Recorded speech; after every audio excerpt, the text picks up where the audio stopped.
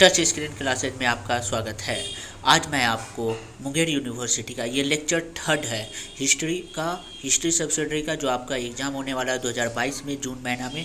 तो उसका मैं आपको यहाँ पे आगे का कुछ टॉपिक है जो लेके आ रहा हूँ। ये भी बहुत इंपॉर्टेंट है आपका कि 6ठी शताब्दी ईसा पूर्व के बाद भारत का जो है क्या स्थिति थी। बिंबिसार किस साम्राज्य के राजा थे? तो हर्यक वंश के। अजातशत्रु के बेटे का नाम क्या था? अजातशत्रु किसका बेटा था? तो भी बिंबिसार का बेटा था।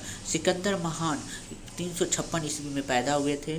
सिकंदर ने हाइड्रेपिसिस के युद्ध में पोरस को हराया था। सबसे महत्वपूर्ण जनपद कौन सा था? मगध जनपद। और 16 महाजनपदों में एक गांधार राजधानी थी, तो तक्षशिला, मतलब गांधार की राजधानी क्या थी? तक्षशिला। प्राचीन भारत में व्यापारियों के लिए संघों की श्रेणी कहते हैं। व्यापारियों को संघों की क्या कहा जाता है? श्रेणी कहा जाता है। भारत में सबसे पुराना लौह युग जुड़ा हुआ था वो चित्रित घुसट मेडमांडों के साथ। फिर 6ठी शताब्दी ईसा पूर्व मगध में किसका विशाल भंडार था? तो लोह का। ये याद रखिएगा, ये इंपॉर्टेंट है। लोहा का वहाँ पे बहुत ज़्यादा विशाल भंडार था। मगध के उत्थान में कौन सा प्रथम शासक उत्तरदायी था? तो वो है बिंबिसार। बिंबिसार बहुत ताकतवर था और यह उत्तरदायी था। उस राज्य का नाम बताए जिसने पहली बार युद्ध में हाथियों का इस्तेमाल किया था, तो वह है मगध राज्य। जब प्राचीन काल में स्रोत सामग्री लिखने का प्रयुक्त भाषा क्या थी? संस्कृत। प्रयुक्त भाषा संस्कृत का हम इस्तेमाल करते हैं। और फिर उसके बाद हेरोडोटस को माना जाता है इतिहास का जनक। तो आपको ये पता होना चाहिए इतिहास का जनक किसको कहा जाता है? हेरोडोटस को। अलेक्जेंडर जो सिकंदर और पोरस की लड़ाई हुई थी, तो यह है झेलम नदी के तट पर। ये झेलम नहीं, यहाँ पर लिखा हुआ है पौरव राजा पोरस और सिकंदर के साथ जो हाइड्रेपिसिस नदी के किनारे युद्ध हुआ था, वो पोरस हार गए थे परंतु सिकंदर जीत गए थे। तो वह हाइड्रेपिसिस नामक नदी पर के किनारे हुआ था और उसे राज्य को वापस करते मित्रता ली। और झेलम नदी को यूनानी में हाइड्रोपिसिस कहा जाता है।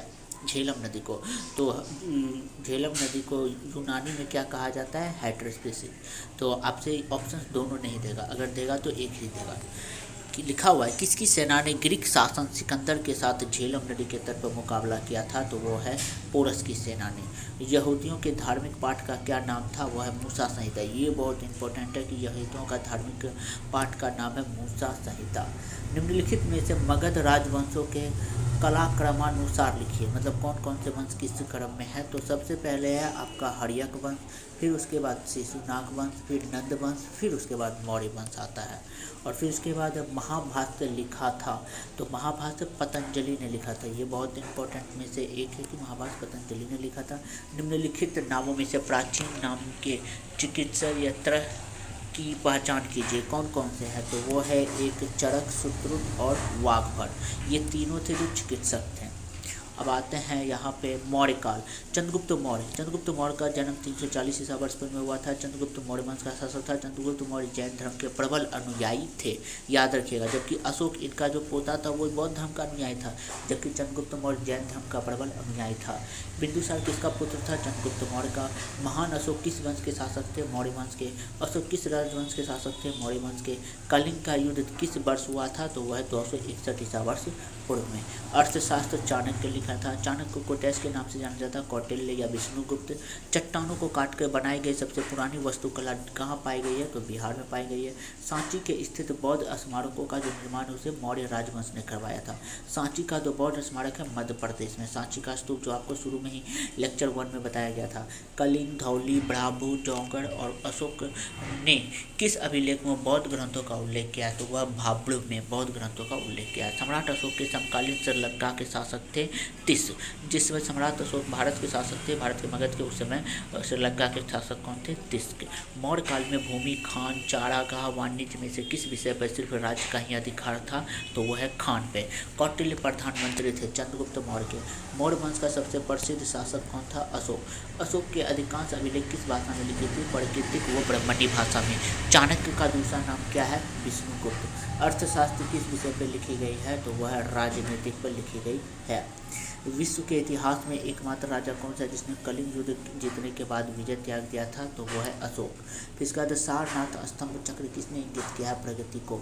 सारनाथ का जो स्तंभ चक्र है वो किसे इंगित करता है? तो वो प्रगति को।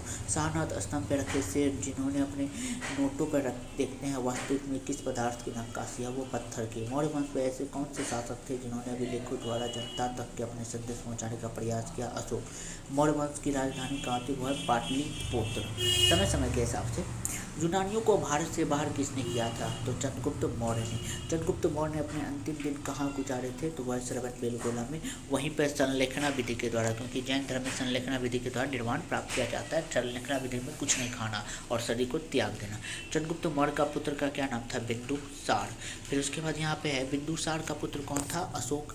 बिंदुसार के शासनकाल के दौरान अशांति कहाँ हुई थी? तो तक्षशिला में। तो सबसे पहले तक्षशिला को शांति को ख़त्म करने के लिए उन्होंने अपने दोनों पुत्रों को भेजा था। पहले तो अशोक को और फिर उसका कुमार विद्रोह दबाने के लिए भेजा था। अशोक के अधीन मौर्य राजतंत्र का सबसे सही वर्णन निम्नलिखित में से कौन सा है? तो वह प्रबुद्ध स्वेच्छाचारी शासक थे। अशोक के प्रशासन नीति में भारी परिवर्तन किस घटना से हुई थी? वही है कलिंग के युद्ध से। कलिंग के युद्ध के बाद अशोक के प्रशासनिक नीति में भारी परिवर्तन हुए थे। निम्नलिखित में से वह व्यक्ति कौन सा जिसका नाम देवानंद प्रिय है? तो वह है अशोक। मतलब देवों को तरह समान अशोक है। अशोक को देवानंद प्रिय के भी नाम से जाना जाता है। ठीक है, अब आते हैं देवान प्रिय के नाम से जाना जाता है अशोक। निम्नलिखित में से किसकी जानकारी अशोक के शिलालेख में मिलती है? तो वह है सभी में। आंतरिक नीति, विदेश नीति, जीवन वृत्ति, ये सब अशोक के शिलालेख में मिलती है कि आंतरिक नीति कैसी थी, विदेश नीति कैसी थी, जीवन वृत्ति उस समय कैसा था, ये सारा उनके शिलालेख में मिलता है। कलिंग युद्ध के बाद निम्न में से किसने महाराज अशोक के रूपांतरण का दर्जा दिया था? तो वो है ये रॉक एडिटिंग 13, जिसको 13वें शिलालेख कहा जाता है। 13वां शिलालेख में उन्होंने कलिंग युद्ध का वर्णन करवाया है। कलिंग युद्ध किस वर्ष हुआ था? 261 ईसा वर्ष पूर्व। बीसी का क्या मतलब होता है? बिफोर कास्ट क्रिश्चियन, मतलब ईसा मसीह के जन्म के पहले। तो वह है 261 ईसा वर्ष पूर्व। अशोक पर कलिंग युद्ध का प्रारंभ कहाँ दिखाई देता है? तो वह शिलालेखों के उत्कीर्ण 13वें राजादेश में।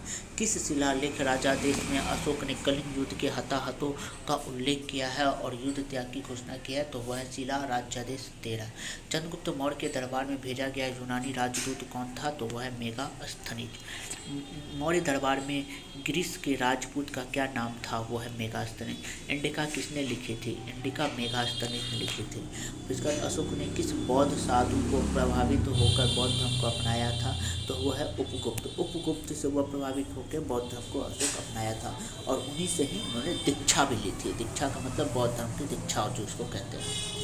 अब आते हैं चंद्रगुप्त मौर्य का प्रसिद्ध गुरु चाणक्य निम्नलिखित में से किस विद्या केंद्र से संबंधित था?